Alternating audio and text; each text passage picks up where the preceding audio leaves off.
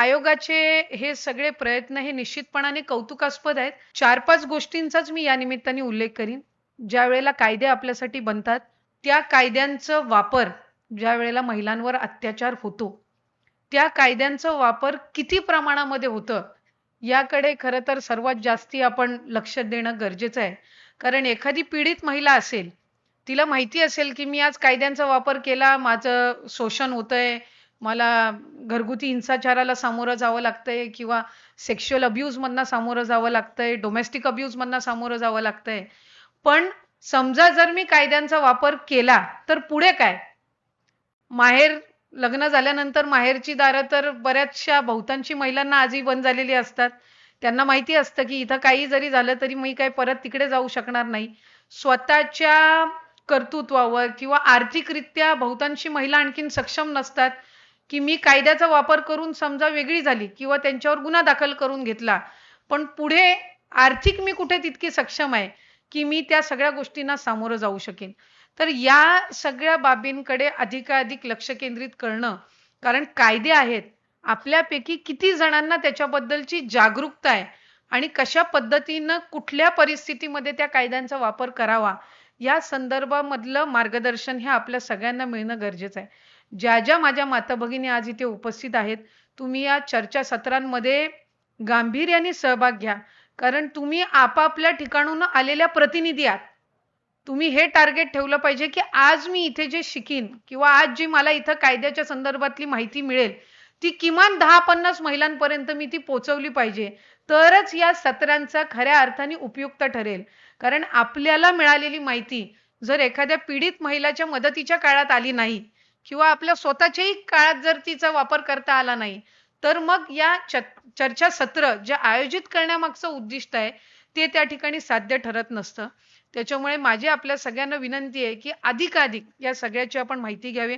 नव्याने जे कायदे आलेले आहेत, BNSचे असो, BNSSचे असो, यामधली तर माहिती आपल्याला सगळ्यांना मिळणं गरजेचंच आहे. कारण आधी 500 पेक्षा अधिक होते. आता जवळपास 450 पेक्षा कमी पण मजबूत कायदे हे केंद्राच्या आपल्या सरकारने आदरणीय पंतप्रधान नरेंद्र मोदी साहेब आणि देशाचे गृहमंत्री आदरणीय अमित शाह साहेबांनी त्या ठिकाणी नव्याने आखलेले आहेत. यात खरं तर नीलमताई, आम्ही आधीच विभाग म्हणून आदरणीय फडणवीस साहेबांना विनंती केलेली आहे की शक्ती कायदा जो तयार करण्यात आला होता, त्या शक्ती कायद्यातल्या बऱ्याचशा बाबी या केंद्र सरकारने जे काही कायद्यामध्ये बदल आणले याच्यामध्ये अंतर्भाव करण्यात आला. पण त्याच्यातून ज्या गोष्टी सुटलेल्या आहेत, याचा स्वतंत्र शक्ती कायदा तर राज्याच्या वतीने झालाच पाहिजे आणि ते प्रस्तावित करण्याची हमी ही आम्हाला आपल्या राज्याचे लोकप्रिय मुख्यमंत्री देवेंद्र फडणवीस साहेबांनी दिलेली आहे. आत्ताच उपमुख्यमंत्री एकनाथ शिंदे साहेबांनी आपल्याला मार्गदर्शन केलं. एका बाजूला वेगवेगळ्या योजना आपल्या सगळ्यांसाठी आहेत आणि त्या योजनांचा लाभ तर आपण घेतलाच पाहिजे, पण त्याचबरोबर कायद्यांच्या संदर्भातल्या त्याचा जो वापर आहे, हा कुठेही चुकीच्या पद्धतीनं होता कामा नये. पण जिथं गरज असेल तिथं आपले कायदे आणि आपले अधिकार आपल्याला माहिती असले पाहिजेत. ह्या दृष्टिकोनातून आपण काम करणं गरजेचं आहे. आम्ही राज्यामध्ये 4थं महिला धोरण आणलं. त्याच्यातून मुख्यमंत्री माझी लाडकी बहीण योजना तर असेलच, ज्याचा उल्लेख शिंदे साहेबांनी केला. ते महिलांना प्रवास करतानाची एसटी प्रवास करताना सवलत असेल, उद्योग व्यवसायामध्ये अधिकाधिक इन्सेंटिव्ह देणं असेल, ह्या सगळ्या बाबी आम्ही आज केल्या. पण महायुतीच्या सरकारने सर्वात मोठा गौरव जो महिला शक्तीचा केलेला आहे, ते त्यांच्या बाळाच्या समोर त्यांचं आईचं नाव पहिलं लावणं, मग त्यांच्या वडिलांचं आणि मग त्यांचं आडनाव. आम्हाला बऱ्याच जणांनी विचारलं की या निर्णयातून नेमका काय फरक पडणार आहे. मी म्हटलं दृष्टिकोन बदलणार आहे.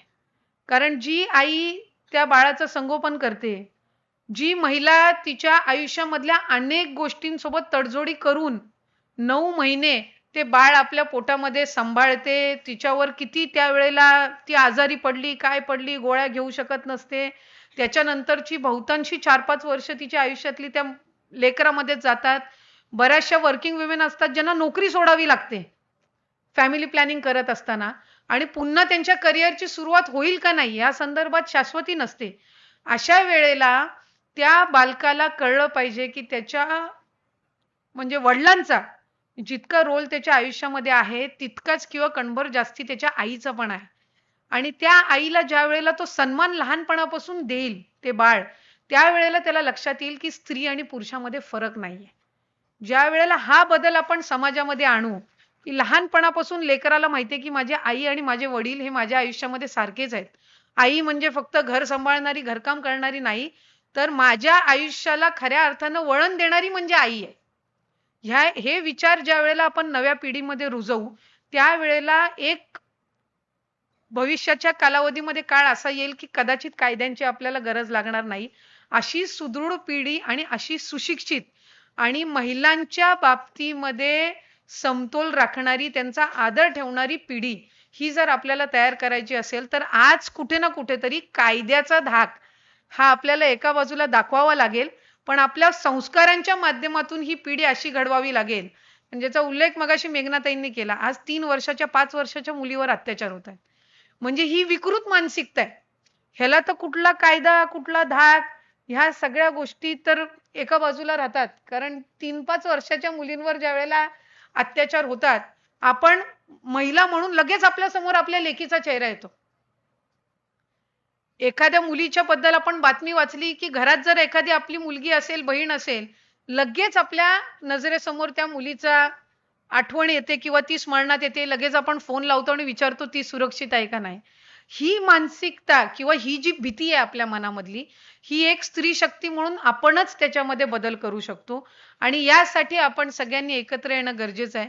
मी नेहमी विनंती करत असते की शासनाच्या महिलांसाठी सुरक्षतेच्या दृष्टिकोनात असणाऱ्या कार्यक्रमांमध्ये जिथं आपण महिलांच्या समान अधिकाराबद्दल बोलतो, तिथे महिलांपेक्षा त्या चर्चासत्रांमध्ये पुरुषांचा सहभाग जास्ती असला पाहिजे. कारण मूळ विषय तिथंच आहे. त्यामुळे ज्या वेळेला ते अधिकाधिक या चर्चासत्रांमध्ये सहभागी होतील, त्यावेळेला महिलांना स्वतःचे अधिकार वेगळ्या पद्धतीनं मागण्याची किंवा त्याच्यासाठी काही तडजोडी किंवा त्याच्यासाठी काही कायदे आणि नियम काढायची गरज लागणार नाही. त्यामुळे या पद्धतीनं आपण सगळ्यांनी निश्चितपणाने पुढच्या कालावधीमध्ये काम करूयात. मी पुन्हा एकदा रुपालीताई आपल्या सदस्य सचिव असतील, इतर आयोगाचे सर्व सन्मान्य आपली संपूर्ण सहकारी टीम असेल, यांचे मी या निमित्ताने मनापासून अभिनंदन करते, ऋण व्यक्त करते. अधिकाधिक चांगल्या पद्धतीनं या चर्चासत्राचा आपण लाभ घ्यावा. नाहीतर आत्ता आम्ही सगळे इथे आहोत आणि आम्ही इथून निघाल्यानंतर निम्म सभागृह रिकामं व्हायला नको. कारण मूळ चर्चासत्र आहे. आम्ही इथे सगळे आलेलो आहे की आयोगाने जो कार्यक्रम ठेवलाय त्याला शुभेच्छा द्यायला, विभाग म्हणून त्याला पाठबळ द्यायला. जे जे उपक्रम ते घेतील त्यांना पाठबळ देण्याचं काम हे आमच्याकडून राहणार आहे. पण हे चर्चासत्र तुमच्यासाठी आयोजित केलेलं आहे आणि चर्चासत्रामध्ये जे आपल्याला वक्ते इथे आहेत ते मुंबई पुण्यावरून आलेले आहेत आणि खूप चांगले वक्ते हे आज आपल्यासाठी मिळालेत. त्यामुळे कोणाच्या मनामध्ये काही बारीक सारीक शंका असल्या, कुणी या गोष्टीची कुठेही हे संकोच करू नये की मी हे कसं विचारू इतक्या महिलांसमोर. तुम्ही ज्या वेळेला उभं राहून तुमच्या कायद्यांची माहिती घ्याल, त्याच वेळेला खऱ्या अर्थानं तुम्ही मानसिकरित्या सक्षम होणार आहात. ह्या गोष्टीची जाणीव हे अशा सत्रांमध्ये आपल्याला नक्कीच असली पाहिजे. मी पुन्हा एकदा आपल्या सर्वांचेच मनापासून आभार मानते, आपल्याला शुभेच्छा देते आणि पुढच्या कालावधीमध्ये महायुतीच्या सरकारच्या माध्यमातून आदरणीय मुख्यमंत्री देवेंद्र फडणवीस साहेब, आदरणीय उपमुख्यमंत्री एकनाथजी शिंदे साहेब आणि आमचे नेते आदरणीय उपमुख्यमंत्री अजितदादा यांच्या मार्गदर्शनाखाली अधिकाधिक आयोग आणि आयोगातल्या असणारे महिला सक्षमीकरणाचे उपक्रम यांना भक्कम पाठिंबा देण्याचं काम हे सरकारच्या माध्यमातून होईल, अशीच आपल्याला या ठिकाणी हमी देते आणि थांबते. धन्यवाद. जय हिंद, जय महाराष्ट्र.